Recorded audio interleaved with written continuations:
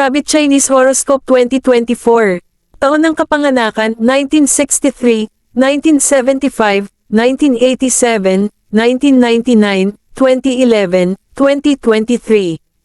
Ayon sa Chinese Horoscope 2024, maaaring asahan ng mga individual ng kuneho ang isang taon ng tuloy-tuloy na pag-unlad at positibong pagbabago sa Year of the Wood Dragon 2024. Maaasahan ang mga career prospect na may mga bagong pagkakataon para sa paglago at pag-unlad. Mahalagang mapanatili ang isang balancing diskarte at iwasan ang pagiging sobrang impulsive. Uunlad ang mga relasyon sa pinahusay na komunikasyon at mas malalim na koneksyon. Dapat unahin ang kalusugan, at dapat isama ang mga kasanayan sa pangangalaga sa sarili.